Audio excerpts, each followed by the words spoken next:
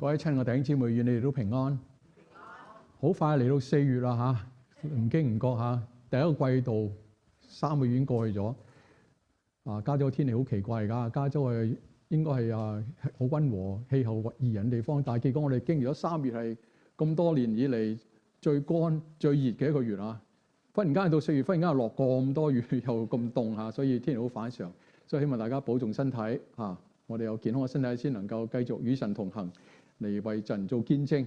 所以今日我同大家分享嘅題目就係講到神嘅呼召。一提到神嘅呼召咧，就好多人覺得哇，真係一個好大嘅問題喎。咁真係我點樣聽到神對我説話咧？係咪神要對我説話？我有個特別嘅方法先聽到嘅咧？咁樣同埋喺今日同埋喺古時聖經所記載嘅2000年前有冇分別咧？咁如果有分別嘅話，我做咩仲要睇舊約咧？咁我都希望今日能夠喺短短嘅時間入邊為大家嚟到解開呢啲嘅好多嘅疑問嚇，對我哋基督徒一啲嘅疑問。到底神嘅呼召係咩意思咧？咁對我今日嚟講有咩嘅關係咧？咁所以我今年嘅信息都仲係環繞喺點樣透過聖經神嘅話嚟到學習實踐，嚟到與神同行，而且係可以應用喺今日我哋呢個時代嘅基督徒嘅身上呢個係我希望盼望能夠做得到，因為我相信聖經大家都知道，定不是係一本生命嘅一本嘅宗教書咁簡單。好多人覺得係一本好暢銷嘅宗教書咁解啫，唔係噶。當我真係越睇聖經嘅時候，我越睇到入邊係關乎我哋每個人嘅生命，係每個人嘅生命，唔係大眾人嘅宗教信仰寄託，勸人為善。呢個係好膚淺嘅一個形式。真正聖經俾我哋嘅係關乎我哋每一個人喺神嘅眼中，我哋係點樣過我哋嘅生活，係關乎每一個人嘅永恆生命嘅成長，所以非常非常嘅重要。咁好啦，今日鄭牧師你又如果覺得聖經仲要講啲有趣味啲嘅啦，今日一睇就知道你想講基督徒，即係內基督徒咧知道啦，一定係講利未記，一定係好悶噶啦，係咪所以我要俾啲公仔俾大家睇下嚇。有公仔咧，大家係醒神啲嘅嚇，尤其是啲比較得意啲公仔，唔好咁深奧。一睇你就明啦，知道利未記講啲利未人啊嘛，利未人做啲乜嘢嘅咧？咁一目了然啦，做獻祭祈禱讀經咁呢啲咯，咪即係牧師，即係現代嘅牧師傳咯咁樣。牧師睇得啦，我唔係牧師，我唔使睇，唔係。利未記係關乎我哋每個人都應該睇，但係我知道好難睇，好難明，好難有興趣，感到好厭惡。甚至有啲信徒咧偷偷地同我講，佢話包括我曾經都試過係瞓唔着嗰晚咧，打開利未記睇嘅咧，唔到第3章你就瞓着咗噶啦，因為真係好悶嘅嘢嚟嘅。但係原來神放利未記喺聖經入邊係有原因嘅。睇聖經我哋有一種嘅讀法我哋可以好細緻嘅逐句去明白，亦都可以好一種嘅好似鳥瞰式嘅去睇。掌握佢整本書嘅大意，到底想講咩嘢嘅目標，由個目標調翻轉嚟去睇翻細節咧，你就更加容易有興趣。好似一個人行一個樹林，你先喺架飛機上面望一望整個樹林到底有咩嘢喺度，你會見到啲咩嘢，然後你先落翻去一路行咧，你覺得每一棵樹對整個樹林都係有一個關係，你會欣賞每一棵樹嘅存在。所以我哋讀利未記。今日我幫大家係從一個鳥瞰嘅形式去了解下整本利未記到底係講啲咩嘢，同埋對我今日有咩意義咧咁。首先梗要解答下點解叫利未記啦，係咪？咁利未記其實呢本書嘅名咧喺我哋和合本咧係翻譯嘅。原本最初希伯來文嘅聖經咧唔係叫利未記嘅，係可以講話冇書名嘅根本，即係主要摩西五經係冇特別嘅書名。佢灌個書名落咧抄寫嘅時候咧，都係讓嗰個書卷入邊嘅頭一句嘅經文入邊，佢揀一個重要嘅字眼咧，就要嚟做嗰本書嘅書名。所以第一本嘅聖經嘅翻譯本就係希臘文，就係將希伯來文譯成希臘文。第一本嘅翻譯聖經叫70士譯本，我以前解釋過，70位猶太嘅聖經嘅學者喺希臘文化統治中東嘅時代，翻譯成一本希臘文嘅版本，所以稱為70士嘅譯本。70個學者翻譯嘅係非常準確嘅譯本。讓嗰啲寄居喺外國出生嘅希伯來人、以色列人嘅後代，因為佢慣咗睇希臘文，所以就可以睇一本翻譯咗嘅聖經，而唔會失去咗佢對聖經嘅認識。因為佢哋未必好熟希伯來文，因為佢哋好似我哋啲 ABC 嚇，佢哋睇英文就熟過睇中文嘅嚇，係咁嘅原因。所以喺嗰年翻嘅時候咧，嗰班學者咧又加翻個正式啲嘅名，比較容易啲記嘅名啦，咁就叫利未記啦。入邊好多講到利未人嘅嘢咁。其實咧，佢哋嘅講法就唔係完全正確嘅，因為講內容嘅數量嚟講咧，講到真係直接講利未人咧係好少嘅啫。嚴格嚟講就得25章10節嘅地方，30節3章得11節嘅地方係講利未人係做啲咩嘢。但係其他嘅嘢咧，冇直接講利未人嘅事，或者佢哋要負責，或者會有咩嘅被差派嘢咧。其他啲其實都係佢哋要做嘅，因為冇講明喺呢度，但係出入嘅有講嘅。一半以上都係講到啲祭祀啊，講到啲律法佢哋嘅生活嘅條例啊，都係要利未人去執行嗰啲祭祀獻祭嘅嘢，所以都同利未人有關。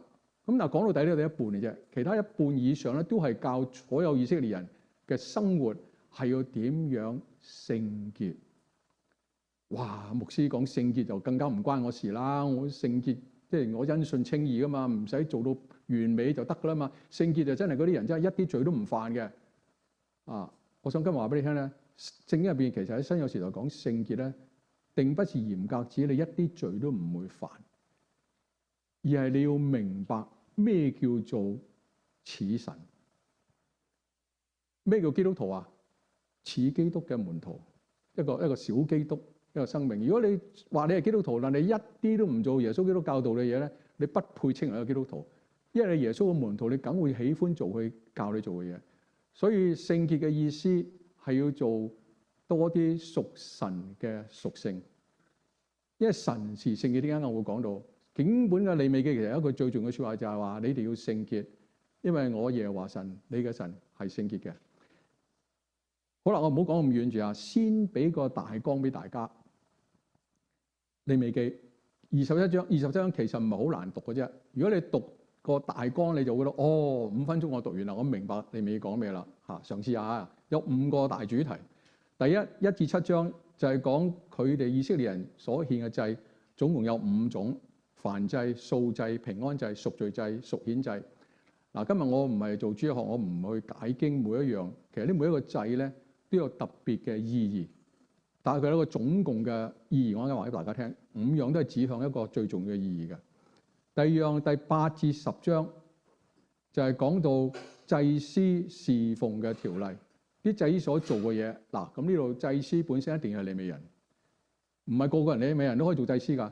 祭司入邊有一部分被揀選咧，係利未人入邊有一部分係被揀選，專係做祭司工作，做喺會幕，即係好似今日教會入邊。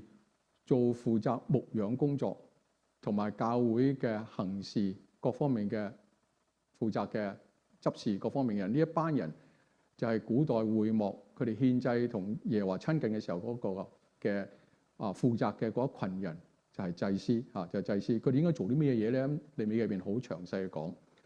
咁過咗一半啦，到第11章就開始講翻所有以色列人生活應該守嘅神嘅教導。即係佢哋出咗埃及之後，要佢哋脫離埃及嗰啲拜偶像嘅習慣，一定要有啲新嘅屬神嘅條例，話俾佢聽咩叫做啱。你話俾佢聽嗰啲係錯嘅，你唔教佢啱嘅嘢咧，佢無所適從，結果佢會做翻舊時錯嘢，做得更錯嘅。所以去舊就一定要換新，教屬神嘅條例，讓佢哋明白屬神嘅子民應該有嘅屬神嘅屬性。似翻個神樣先得㗎，咁你話神嘅子民一啲神樣都冇，似個鬼樣咁唔得㗎，咁啊魔鬼嘅兒女唔啱嘅。所以大部分篇章咧教佢哋點樣做一個似神樣嘅人，唔係等於神啊，似神嘅屬性。所以聖潔嘅意思係話你有追求屬神嘅屬性嘅一種嘅心態而去設力去執行，咁就係追求聖潔嘅應該有個態度，定不是你係完美。完全唔犯罪嚇，所以同我哋係好有關係。每個基督徒都應該學習嘅。最後咧，佢用1章咁多嚟講，最猶太人有7個大嘅節日。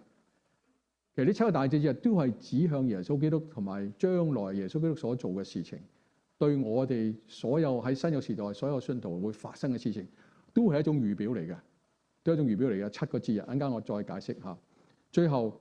就係24到27章有3章講其他生活上嘅細節，所以利未記其實係以色列人整個人民應該有嘅一啲嘅生活嘅學習，做翻一個似神屬性嘅神嘅子民，先可以配稱為神嘅子民。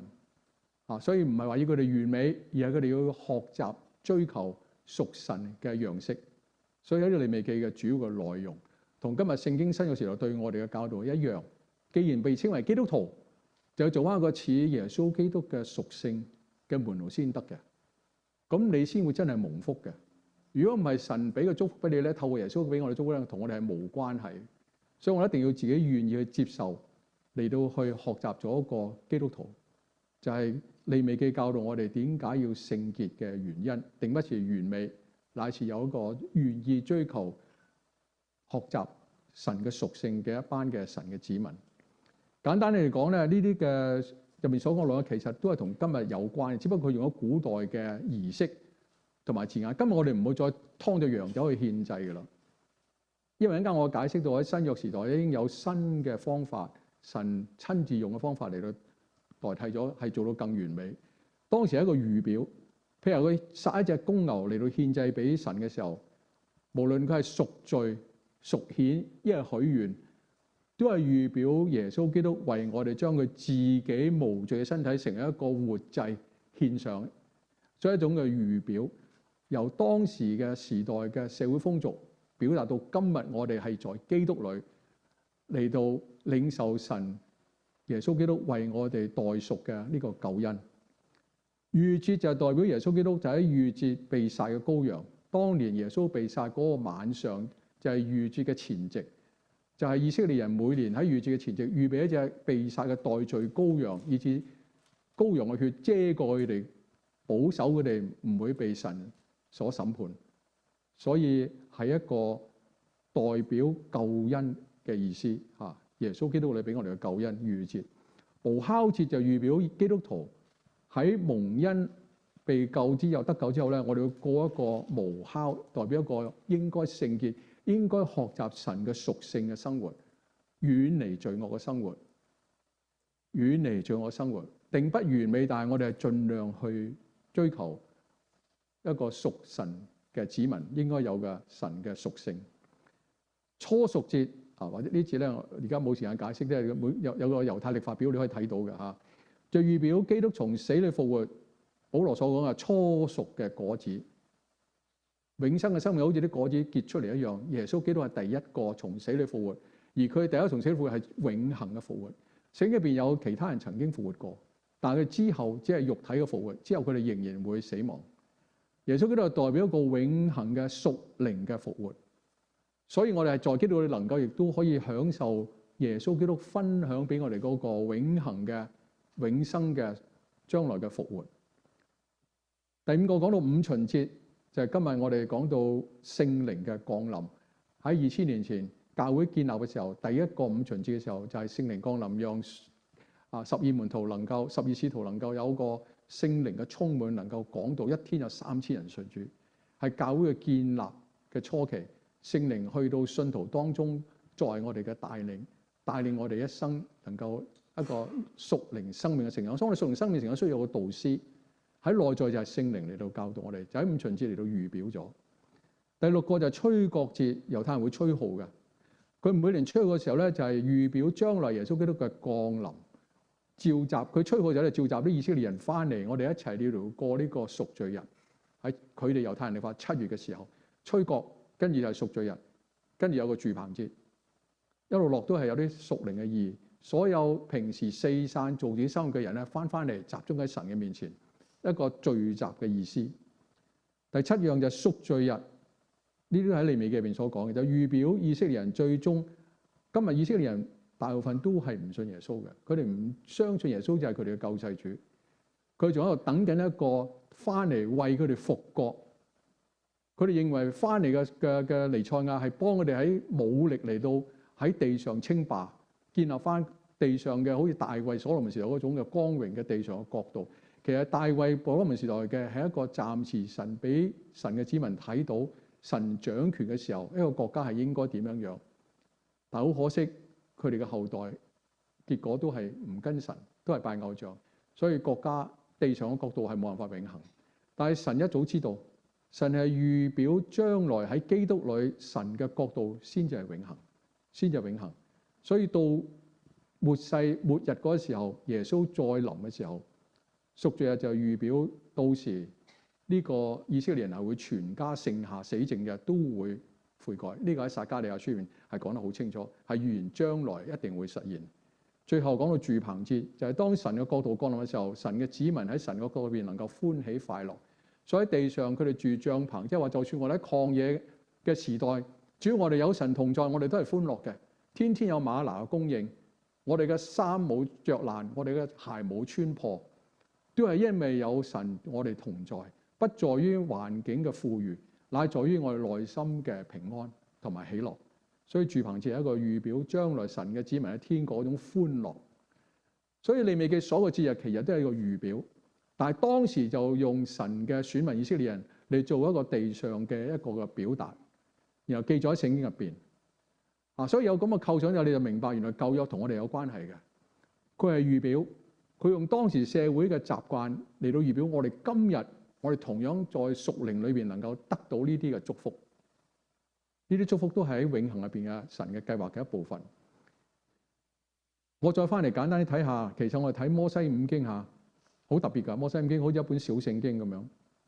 佢五個書卷咧，喺希伯來原文咧，都係用第一句嘅説話入邊嘅其中一個重要嘅字眼嚟到做整本書嘅中心思想，所以佢用咗嚟做書名。創世記就係起初，起初神創造天地。講到起初嘅時候，世界係點樣？出埃及記就係講到走出去，呢個我漏咗個出字啊，唔係埃及記啊，係出埃及記，離開埃及，又係有個意思嘅。利未記就係神呼召，今日我哋所講嘅。咩叫起初咧？就係講到我上一次講到嘅神起初創造天地萬物嘅時候，人係因為被罪試探失敗墮落咗，所以一路都被罪捆綁，所以我哋人性係敗壞，需要神嘅拯救。所以起初神已經預表咗救恩。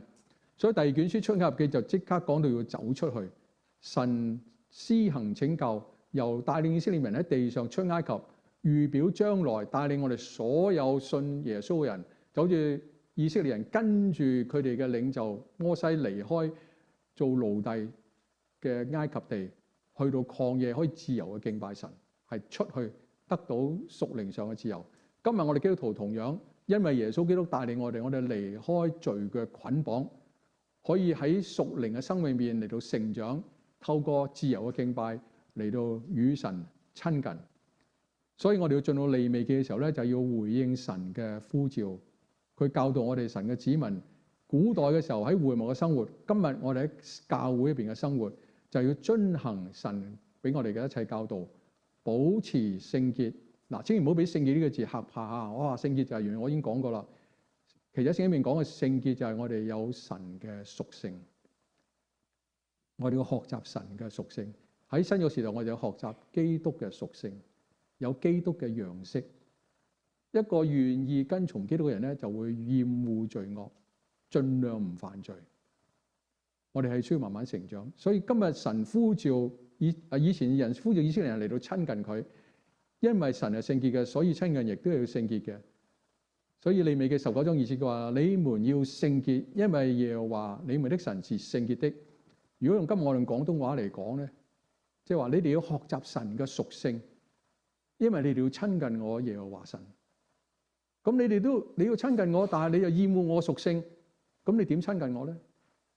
係嘛？如果我哋結婚，但我好厭惡我伴侶嘅一切屬性，佢講句説話我都覺得難聽，一出聲我就要揞耳仔㗎咁你點會結婚咧？係咪？你愛你嘅伴侶，你一定會中意佢嘅屬性，就算唔係全部學得晒，你都會學佢嘅屬性。有好多夫婦咧就話耐咗咧，到老咧真係個樣咧後生而好唔同嘅。你睇翻佢結婚嘅樣咧，就即係好多人話郎才女貌，其實暗示咧個男嘅唔一定好睇即係好有才氣啫咁秀才咁樣咁尊重下啦係嘛？咁女貌梗係揀個新娘靚啦係咪？咁點解幾十年後兩夫婦變咗似咧咁樣？咁到底個女嘅醜樣咗，一個男嘅係靚咗咧咁？我相信應該係男嘅靚咗嘅多數都係我睇到教嗰邊都係，結果夫妻相都係好靚嘅。所以你話我要跟從神，然後我又唔聽神嘅話，神有神嘅屬性，我一啲都唔想學，講唔講得通啊？講唔通。所以呢度似乎好似係命令，其實唔係，係一個老人家同啲後生講：哎呀，你賜下我啦，真係得唔得啊？咁樣唔係話要你做到完美啊，而係起碼我都曾經悔改啦，咁你都跟我悔改，即係神好語重心長講，你哋想親近我，學下到咧我屬性係咩，知道下我點解係被你稱為神啦，咁係一種好語重心長嘅教導啊！所以神，你睇到聖經由古代到今代，點解神拖咗咁耐嘅時間唔即刻審判世界咧？佢但願萬人得救，不願一人沉淪，盡量俾我哋機會，從內心嘅嚟到願意學神嘅樣。所以聖潔唔係咁難啊，係在乎你願唔願意。聖潔唔係要你完美100%，而係你有冇願意學習神嘅屬性呢種嘅心智。既然神係咁好，點解唔學咧？咁由開始嘅時候咧，人因為被罪捆綁咧，係啲難度嘅，比較難啲嘅嚇，即係出黑暗入光明係好困難。所以利未記就喺當時為當代嘅以色列人暫時解決一個問題，但係亦都對我哋今日2000年後、3000年後嘅信徒，俾咗我哋一個嘅預表，教導我哋。所以我哋有新約嘅書卷，一陣間我會講到咧，點樣回應翻利未記所教導嘅，成我哋今日能夠容易理解、容易掌握嘅，應我哋生命入邊嗰種嘅神嘅呼召，叫我哋聖潔係咩意思咧？咁嗱，蒙神救贖嘅人咧，就一定要喺利未記就教話要教獻祭，要流嗰個祭物嘅血嚟到代表一種嘅潔淨。喺我哋今日嚟睇就覺得好血腥，所以今日我哋唔會做。嗱，我哋唔好由字面嚟睇一樣嘢。當時嘅社會風俗咧，嗰啲大部分民族文化都係用一種嘅獻祭嚟代表佢哋一種嘅決心嘅行動。只不過啲拜異教、拜巴力嗰啲咧，佢係求世界嗰種嘅利益，以至不擇手段，甚至係殺一啲嬰孩，讓我哋痛苦嘅叫聲嚟到，以為咁得神喜悅，係一種嘅完全被罪捆綁嘅一種嘅性格嘅一種表達。但係以色列人咧係一個用動物嗰種嘅血代罪。嚟到讓人知道我哋嘅生命係在乎神。原來我哋有血肉嘅肢軀，有血維持我哋生命，係因為神賜俾我哋生命。神在血裏邊賜俾我哋有生命嘅，但係我哋被罪捆綁，點走得出嚟咧？所以神最後用佢自己道成肉身嘅生命嚟到幫我哋。所以到最後耶穌會變成嗰個代罪嘅羔羊。所以你淨係睇嗰段歷史，你就覺得好血腥。哇！做咩殺咗個羊？其實話俾你聽，如果你覺得個羊無辜嘅話，將來耶穌為你被釘十字架更加無辜。佢完全冇罪嘅，但係佢願意咁做嚟到拯救我哋，就係因為佢愛我哋。所以我哋唔好睇淨係一段嘅歷史、一段嘅經文就哇，聖經好血腥。唔係，佢係一個預表，預表將來耶穌做嗰個救贖係幾咁嘅無私嘅愛，同埋幾咁偉大嘅一個救贖。所以當時用生出流出嘅血，由祭司嚟到獻上，祭司本身要都要先被潔淨，然後佢先可以代替以色列人嚟獻上贖罪嘅祭，而整個以色列人能夠去學習嚟到親近神、敬拜神。所以利未記第17章11節有一句説話：因為活物的生命是在血中。我把這血賜給你們，可以在壇上為你們的生命贖罪。因血裏有生命，所以能贖罪。呢個係對當時唔係好懂得神嘅意思嘅以色列人有限嘅知識嚟到教導佢哋，用一個佢哋摸得到、做得到嘅，每年都做到重複嘅獻祭一隻完美嘅羔羊嚟到獻祭嘅一個行動。預表如果你將呢入邊嘅血字改為基督。因為我哋得永生嘅生命係喺基督裏，基督為我哋所犧牲嘅生命係神賜俾我哋，佢讓我哋得永生嘅贖罪祭。因為在基督裏有永生，所以佢能夠贖我哋嘅罪，讓我哋得永生。嗱，如果你咁樣套用喺今日嘅時候，你就明白哦，原來利未記係一個預表。一陣間我哋講到希伯來書嘅時候，就係神。耶穌基督嚟到世上嘅時候，佢就係實際嘅行動嚟到滿足咗呢個獻嘅羔羊贖罪祭，而且以後唔再需要獻羔羊啦，因為嗰個預表已經實現咗啦。今日就在乎我哋點樣嘅嚟到執行耶穌基督所成就嘅救恩。由咁嘅時候，你就將整本嘅聖經同舊到新約，你就知道舊約係一種預表，到新約嘅時候係一種實踐。今日我哋就係為主作見證，有大使命喺身上嘅一班神嘅子民，耶穌基督嘅門徒。咁你就好清楚整本聖經嘅來龍去脈，你就唔會再覺得利未記係好悶。利未記係神一個對當代嘅子民一個嘅教導，對今日所有基督徒嘅一個預表嘅屬靈嘅教導。所以用嗰啲祭品所流出嘅血，就預表咗耶穌基督喺十字架上為我哋嘅捨命，係救恩嘅預表。所以你再睇利未記嘅時候咧，表面上係睇教導利未人點樣嘅去服侍，最基本嘅原則，佢哋要保持聖潔、親近神，同埋帶領以色列人到敬拜神，做一個歷史上嘅一個嘅過渡時期嘅一種預表俾我哋去學習。今日我哋全民皆祭司，我哋個個人都係有資格做利未人㗎。我哋傳福音俾別人，別人就係佢唔認識耶穌基督，我哋係耶穌基督嘅代表，所以我哋基督徒要活出基督嘅生命，就係呢個原因。如果非信徒睇到基督徒都冇基督嘅生命，佢冇興趣嚟到認識耶穌。佢話耶穌搞出你呢班人都係咁嘅樣，比我仲差啲咁樣。佢因為咁啊，其實就唔一定嘅。但係啲非信徒好中意挑剔我哋基督徒咧做得唔夠好嘅地方。其實好多基督徒做得好好噶啦，稍微有一次講錯一句説話惡啲啊，或者係去餐館嗰個侍應生態度曳啲，你就眼掘佢一下，唔好瞄佢啦，瞄佢俾人鬧啊！你稍為眼神即係不友善咁望下佢，即係咁嘅服務，你唔使知有 tips。你咁嘅傳神咧就非常唔好嘅見證。佢就會因為呢樣咧就基督徒都係好勢利，基督徒都係當我哋係奴隸。佢哋會俾啲你唔係嘅罪名俾你㗎。所以我哋真係要小心。我哋真係要似基督嘅樣式，真係有一種寬恕、包容、為人一種嘅同理心嚟到去諗。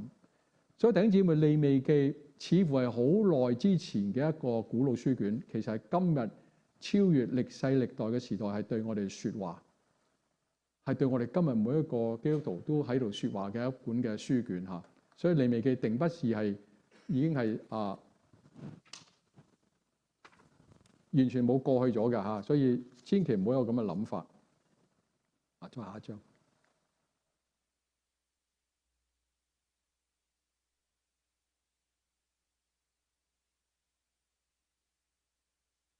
唔緊要，正我張圖啲字唔見咗嚇，唔緊要嚇。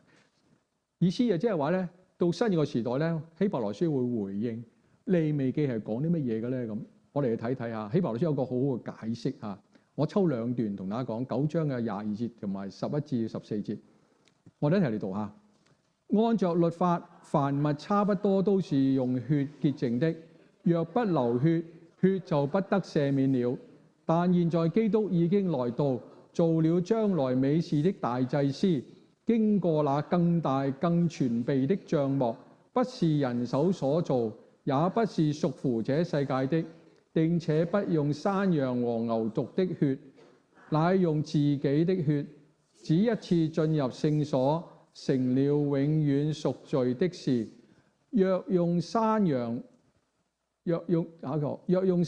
和公牛的血，定母牛犢的灰，灑在不潔的人身上，尚且叫人成聖，身體潔淨，何況基督藉着永遠的靈，將自己無瑕無疵獻給神，他的血豈不更能洗淨你們的心？就係我哋嘅良心嚇，除去你們的死行，使你們侍奉那永生神嗎？希伯來書就係新約聖經入邊一卷特別對舊約解釋嘅，尤其是係對利未記最悶嘅、最難明嘅一個書卷，最被人認為已經係過咗時嘅書卷，活生生嘅喺新約時代再教導我哋，其實都係指向基督。所有嘅贖罪祭都係預表基督俾我哋一個永恆嘅贖罪嘅救恩，係佢自己代替我哋一切嘅罪，讓佢流出嘅血洗淨我哋每個人嘅罪，以致我哋能夠喺神面前被看為潔淨，被神看為潔淨。我哋仍然有好多嘅罪，仍然係會好多時得罪神，但係神用佢愛嘅寶血嚟到遮蓋我哋。只要我哋願意悔改，佢一路都係接納我哋，一路都俾機會我哋。而且揾埋聖靈，俾埋聖靈我哋當中嚟到教我哋。我哋唔識做，佢為我哋做；我哋唔識祈禱，聖靈用不住嘅嘆息嚟到教導我哋祈禱，為我哋代禱，以致我哋嘅心就我哋邊嘅良知能夠重新嘅活過來，真真正正嘅真係跟從神嘅教導嚟過我哋新嘅生命，唔好做一個掛名嘅基督徒，在基督裏的真基督徒。所以呢個希伯來書教導我哋點樣去理解舊約嘅預表，讓我哋喺今天能夠將古代一啲好離我哋好遠嘅一啲好似我哋今日唔會做嘅一啲嘅生活嘅獻祭，變成我哋今日屬靈上嘅一啲嘅應該做嘅事情。所以神嘅呼召喺今日，目的就係使到人能夠保持聖潔而蒙福，即係話我哋願意學習神嘅屬性、基督嘅榜樣，嚟到真真正正嘅經歷新生命嘅祝福。我哋唔去學習嘅話，我哋生命唔改變嘅話，我哋冇辦法經歷到新生命帶來祝福。你啲生命都冇改，你點樣會知道新生命俾你有祝福咧？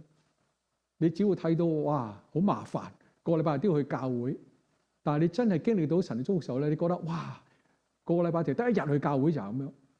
咁啊，禮拜一有下午茶座㗎，我哋有個美味人生，你可以嚟㗎。經歷多一次嘅敬拜啊，1個鐘頭嘅一樣唱詩，一樣嘅信息嚇。所以你認為唔夠味嘅就請你嚟嚇。所以希望你唔好再覺得禮拜又要嚟捱嗰個鐘頭啊，瞓嗰張凳又唔係好瞓。生命要改變。你要改變咗先至蒙到改變帶嚟嘅祝福，實際嘅好處。有咩祝福啊？牧師起碼有3種。第一，我哋能夠真正嘅親近神。你願意學習神，學習神嘅屬性，就係親近神嘅最好方法。你多啲了解你嘅愛人生活習慣，多啲了解你愛人喜歡乜嘢，你先真係享受到你同佢愛人嘅愛，係咪？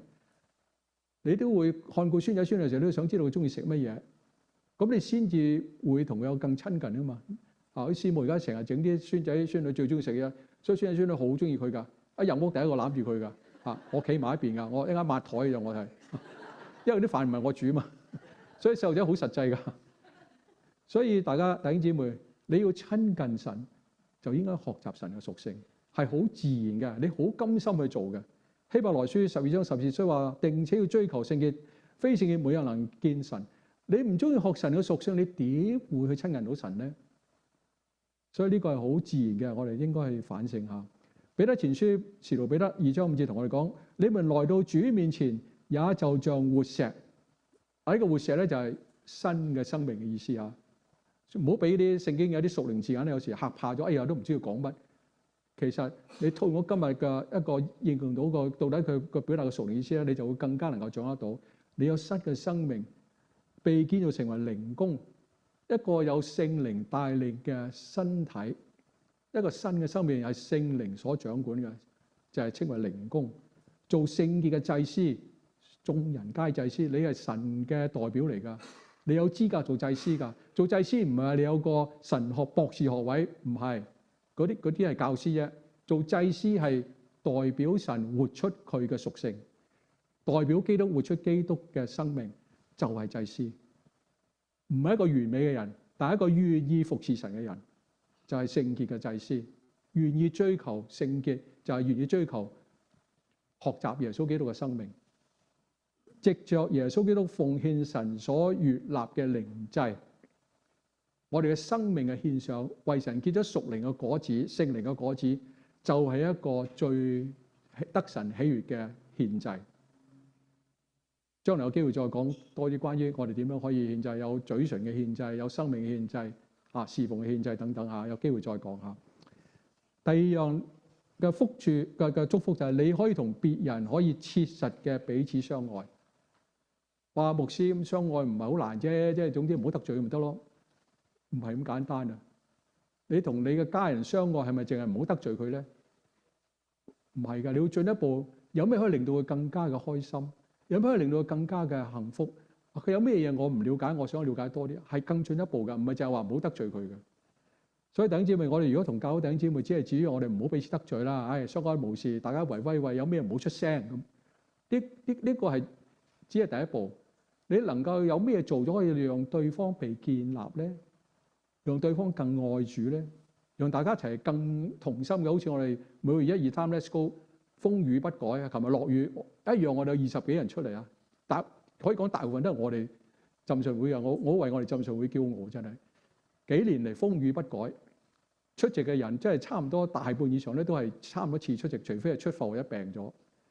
呢個係神喜悅嘅，因為我哋能夠彼此相愛，可以同心同隊嚟到做事情。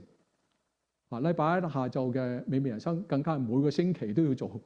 我哋當中有10幾位嘅弟兄姊妹，差唔多每個星期都嚟。我唔個別嘅點名嚟到多謝你，神會親自報答你。我覺得呢個係好大好大一個委身，個個禮拜都嚟係好難，我知道。但係更清楚就我知道你一定係好愛主，一定係好想成長。所以呢個就係呢度燒求嘅聖潔嘅意思。你願意跟從神，所以嗰度話一切行事上也要聖潔，因為經常記有說你們要聖潔，因為我是聖潔的，就是利未記19章2節所講嘅。